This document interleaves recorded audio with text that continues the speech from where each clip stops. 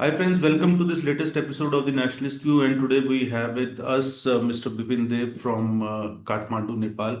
Bipin ji, thank you so much for taking time out from your busy schedule and welcome Thank to you this. very much, Anandaji.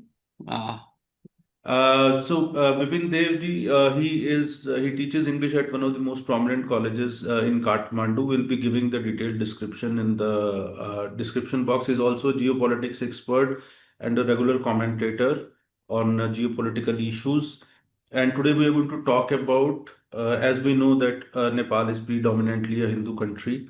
So today we are going to talk about the reactions which are happening in Nepal as far as situation in Bangladesh is concerned, because last week a Hindu young man, Dipu Chandra Das, he was lynched and burnt alive by the radical Islamists there. And then recently, Amrit Mandal, another person, has been killed. And there are more reports of a lot of attacks on Hindus again.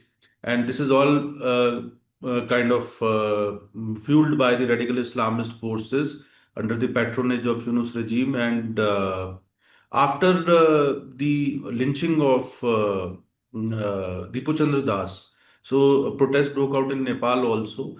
And so we'll try and gauge how Nepal is looking at this situation. Bipinji, my first question is that what is happening in Nepal on ground as far as the situation in Bangladesh is concerned? What kind of protests have happened there, and who all are involved in these protests? Anandji, matter has been very serious in Nepal. As you have just mentioned, Nepal is a Hindu-dominated country. Majority of the people in Nepal are Hindus, and just with the arrival of Yunus in Bangladesh, in a very planned way, massacres, violence, vandalisms, destructions, attack, assassinations are taking place against Hindus. As External Affairs Ministries of India report that 2,900 incidents have taken place in Bangladesh against Hindus. So it is a matter of, in fact, concern and consternations among Hindus all over the world, no matter they live in Nepal, they live in India, or wherever. Because with the rise of fundamentalism and fanaticism in the name of so called jihad, Jews and Hindus are being targeted all over the world. So, in Nepal, just from the soil of Nepal, what I can say you first, I express my condolences over the just like I rather can say the martyr, Hindu martyr, Dipu Chandra Das and Amrit Mandal, and at the same time I express my sympathy to those Hindus who are still in the soil of the Bangladesh, are fighting for their identity and the life of dignity in a spite of all the attacks and assassinations taking place against them. As far as the situation in Nepal is concerned, in most part of the Nepals, particularly in the Tara areas like in Janakpur, in Rajviras, in Viratnagar, in Birganj, and in some parts of the Kathmandu also, the protests have taken place. And just like there are so many Hindu organizations involved in it. Basically, Vishwa Hindu Parishad Nepal has taken the lead, and there is also Bajrang Dal, Sanatan Dharma, Nepal Ekta Samaj, and in the Janakpur, when the protest had taken place, Sant and Mahants had taken the lead of the protest. It was an expression of anger in a very non-violent way. As you know, obviously Hindus are always been, they are non-violent. They believe in non-violence, and this is the part of the practice of the Sanatan dharma, to just like express our non-violence feelings to all.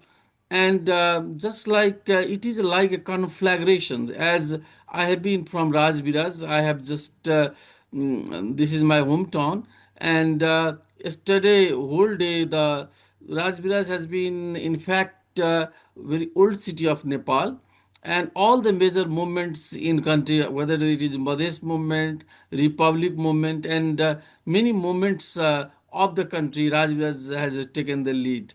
And yesterday, whole day, the town was totally closed over these very issues, and the people have expressed their angers, and all these pressure groups are giving the signals to the Hindus all over the world, and particularly to the government of Nepal, to exercise their diplomatic pressure on the interim government, UNIS government, to stop this very cruelty and brutalities, barbarities against the Hindu communities in Bangladesh.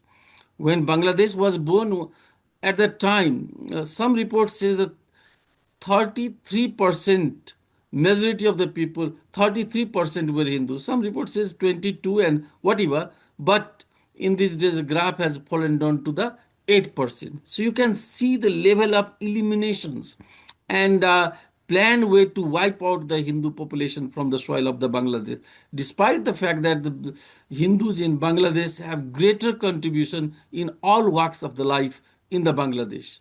And one thing that I am very puzzled and perplexed, that Bengali culture does mean music, art, literature. So harmonium and other thing was also burnt out in the by Muslim fanatics, saying that it is a symbol of a Hindu culture and something like the harmonium. You can imagine the level of thought that they have, level of dogmatism that they have.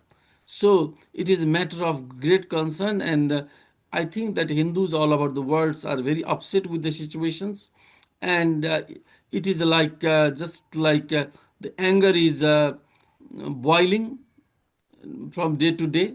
So from the soil of Nepal, just like what I can sense and what I can feel that yesterday, just like Tariq Rahman has come to the soil of Bangladesh, and his speech appeared to me, I say rather, that he tries to accommodate the Hindus, Buddhists, and other minorities, and he has also referred the slogans of Martin Luther, I have dream for Bangladesh. Let us see. Words need to be translated into realities, but still the situation in Bangladesh is very tense, and it has drawn the attention to us. Vijay, so far, what has been the reaction of media in Nepal over this thing? How media in Nepal has covered it? If you can, throw some light. And also, so far, what has been because you have a caretaker government in Nepal right now. So, correct me if I am wrong, but so how do you see whether the government is going to, exercise the diplomatic pressure? And what's your assessment of the situation, how the government is going to look at it? And because in India, the Indian government has taken it up quite, vocally, and they had spoken to the Bangladesh High Commissioner in New Delhi also. And then, so it has taken a very strong stand on, and it has been trying to exert diplomatic pressure on the Yunus government. Along with this, I also have another question. I'm just clubbing it. How do you see the silence of the West, the Western media outlets? Because an interesting thing happened that when this so-called student leader, uh, Hadi, so when he was killed in Bangladesh, in Dhaka, so a lot of Western embassies, they immediately released, exactly similar tweets, but on X. But there have been a deafening silence on the lynching of, and killing of Hindus there. So how do you look at this, double standards of the West, the overall silence of the Western media and the Western diplomatic corps over this, and also how the media in Nepal and the government in Nepal? What's your assessment? Just like I have watched this very event very minutely and very seriously. Uh, Particularly, just like I went through some of the statement of the politicians of Nepal, Only former Home Minister Kamal Thapa, who has been associated with one of the major political parties, has given his statements uh, condemning and criticizing the terrorism, fanaticism, and fundamentalism in all forms and manifestations over the case of Dipu Chandra Das and Amrit Mandal. Major political parties of Nepal, maybe their vote politics, minority politics, as you have in your country, they have not come out categorical statement condemning the terrorism, I say rather the fanaticism or fundamentalism of Bangladesh. So clear-cut statement has not come from the political parties. There may be another reason because Nepal is a very peaceful country. The social coexistence is very high. So, if these very political parties give a statement in this very crucial time, because matter has been very serious in major cities of the Tarai, uh, just like protest is just like I mean spreading like wildfire everywhere. And if the political parties make it vote politics, situation might go out of hand because government, there is interim government, there is a problem of law and order. So political parties have also certain type of the responsibilities uh, with regard to peace and security of the countries. Anyway, just like common people have been very upset, and the media, in fact, have been very sensitive in Nepal. Media has been just like covering very smartly, just like they just like present the clips what is happening, and they do not even name the Hindu and Muslim. This is minority and majority and something like that, because they have sense that media, if the media just like adds fuel into the fire, matter might go out of hand. So communal harmony is a sign of any civilized society. And the Hindu communities, more or less, they are very peaceful. They are not inclined to the violence. Violence is not a part of our DNA. Therefore, uh, so far, just like protests that have been taking place all over the countries, sooner or later, government would exercise its influence uh, to the, I hope so, to the Bangladeshi embassy and drawing their attention uh, about the situation of the Bangladesh. But intellectuals, just like I have the one of the political commentator in Nepal, Arun Subedi, he has vehemently criticized what has happened in Bangladesh, and Mr. Subedi has also he has spoken at a great length in some of the medias of the Nepal that how long these very Hindus and Jews would be targeted. So intellectuals are coming out, journalists are coming out slowly and gradually, just like this gives the signals to the Hindus, just like to maintain their dignity, their identity, their presence, because we are the people to spread the non-violence. Non-violence is a part of our culture. It is a part of our civilizations. So we cannot target any minorities, any communities as a part of revenge. We can simply say the minority to other communities, please, just like don't harm us. We are also in the large majority. We have also a larger economy in our hand. We have everything what we are supposed to have. So we only want to drive this very message home to the these very perpetrators of the violence. Bipin, how would you look at the Western media coverage and the silence of the Yeah, ground? yeah. Just like this is what I was supposed to answer. Actually, uh, you find I am much more watchful to the American media. You find because America has very paradoxical role with regard to the foreign policy. Uh, uh, just like some of the congressmen, they have come out with their views with regard to violence in Bangladesh. And these congressmen, just like they have also just like tried to exert some of the diplomatic pressure on the Unionist government. But mainstream media of United States, there are many human rights organizations working in America, working in Europe, working in different parts of the world. They were supposed to come to criticize freely, frankly, and fearlessly what has happened in Bangladesh. Misfortunately, these very human rights organizations, they have not come out openly to criticize the situation. So this is the matter of great concern to all of us that they are running the number of NGOs and INGOs all over the world. Particularly, Bangladesh is a land where the NGOs and INGOs flourish like mushrooms, isn't it? And Unis himself is just like a satellite of these very INGOs and NGOs. So, as expected, I mean, Western media has not taken it seriously. But one of the nature or one of the drawback, rather, you can say, Western media is almost blind. When the things happen, then they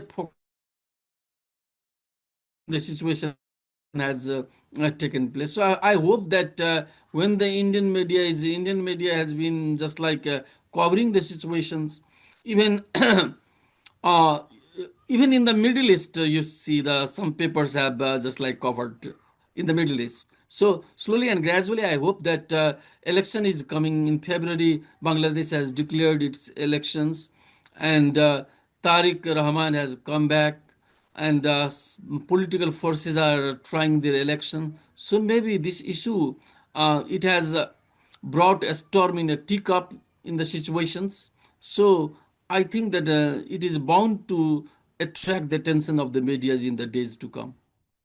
So what are the geopolitical implications of these incidents and subsequently the protests which have happened in Nepal, which have happened in India? So if we look at the geopolitical implications, especially for Nepal, Bangladesh, and India, so what are the geopolitical implications of this? It has a larger geopolitical consequence. So uh, you can look at the layer upon the layers of the situations. First, it has immediate impact on the vote bank politics in the South Asias. It signals the polarization of the society. Society would be polarized if these things would not be controlled and checked on time.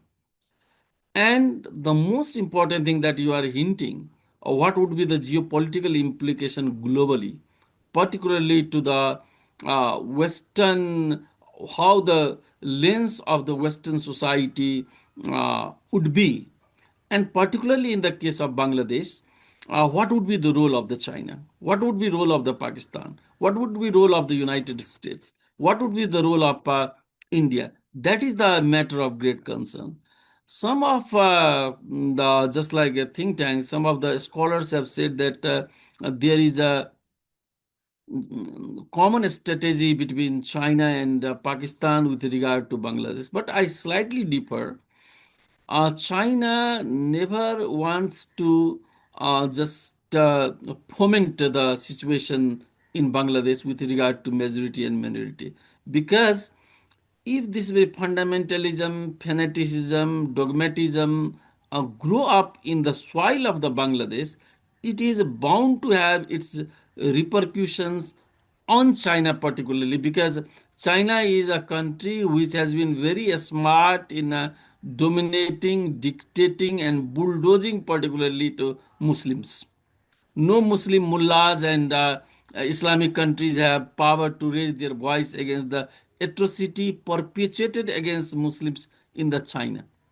So China does not join the hand with the Bangladesh, join with the Pakistan or with the ISI with regard to minority and majorities issues. China is very smart in this matter. It has only economic ties and the relationship with the Bangladesh. It will not put its hand particularly in the manner of the communal politics in the Bangladesh.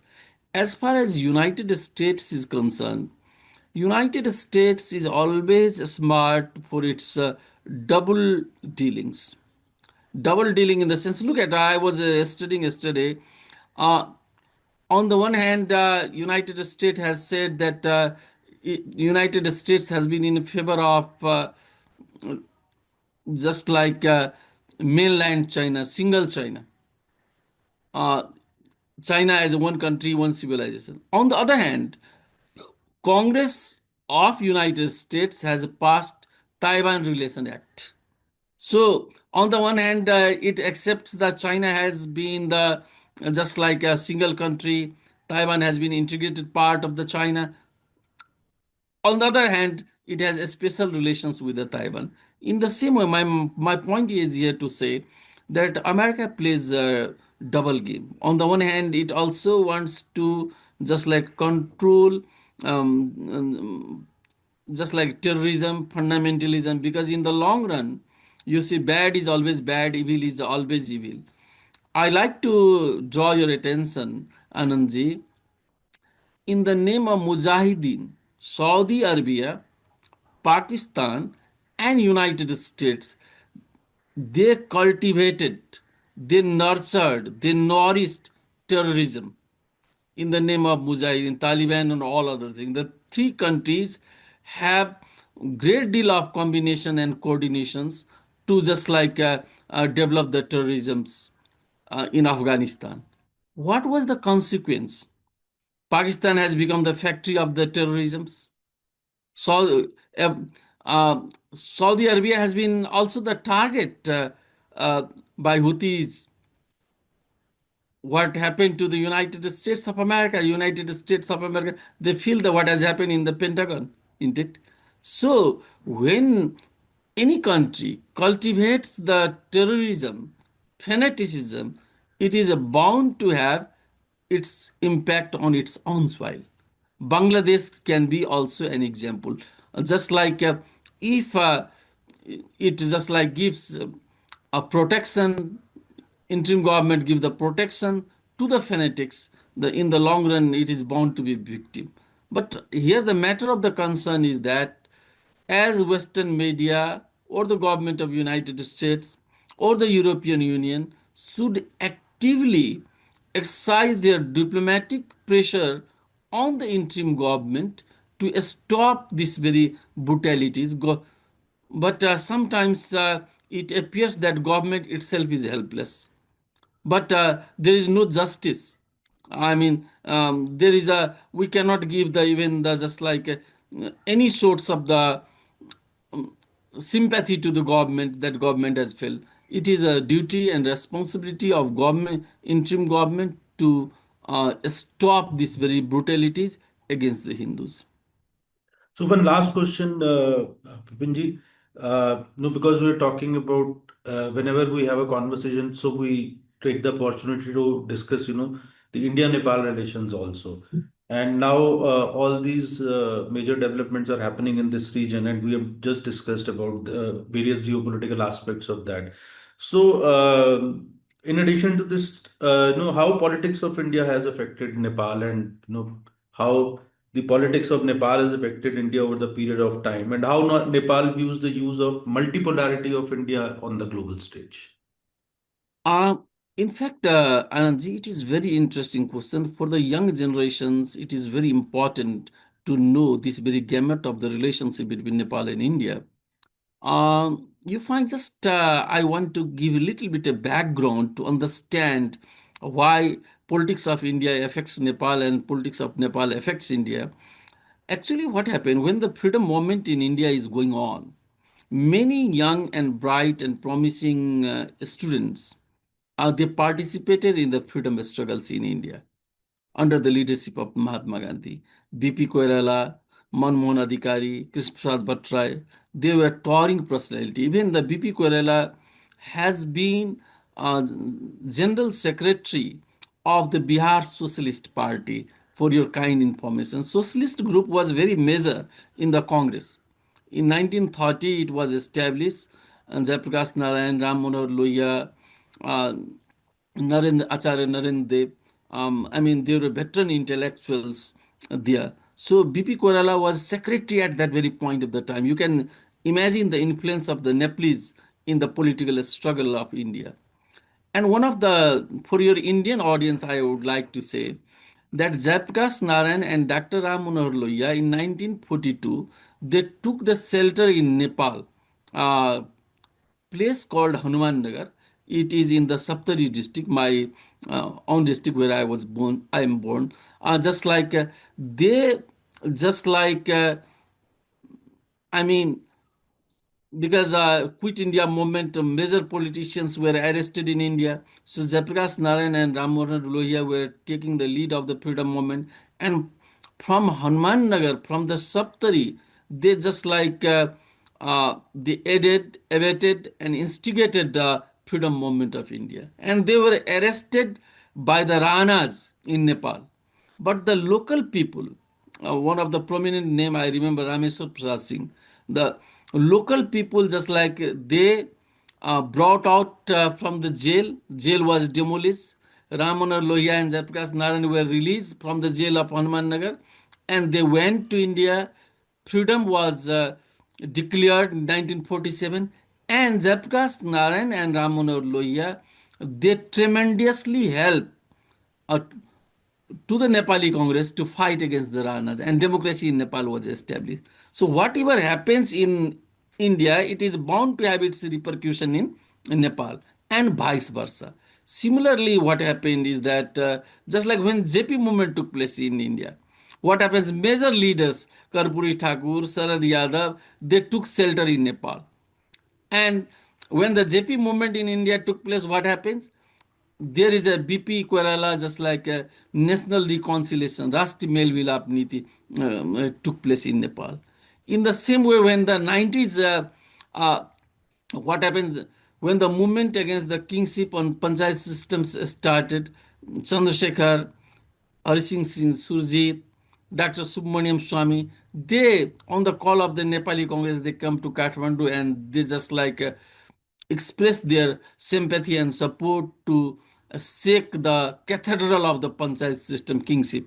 And what happens? The democracy in Nepal was established. In the same way, just like between the Maoist and political parties, uh, 15 points agreement took place.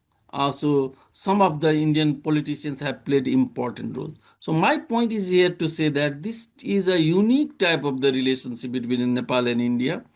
At the political level, there is a personal touch between politicians, intellectual leaders. So there is a people to people relationship.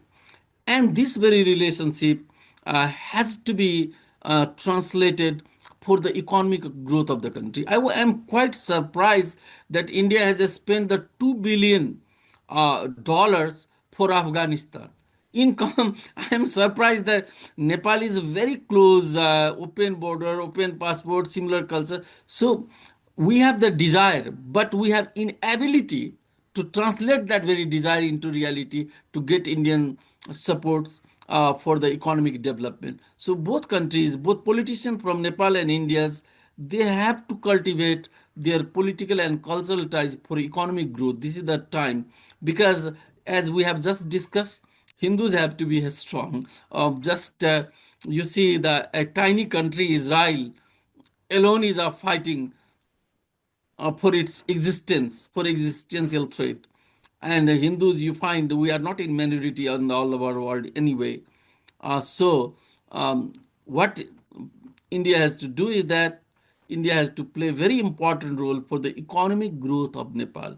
And there is a possibilities, scopes, potentialities, and we have to tap that very potentialities and scope for the economic growth. Anandji. Thank you so much, Bipinji, for joining us for and sharing your deep insights. And we'll be back soon with another conversation, and we hope to have Bipinji back again soon. Thank you very much the opportunity that you have given. And again, I express my thanks and greetings to your viewers. Thank you very Thank you, sir. much. Thank you.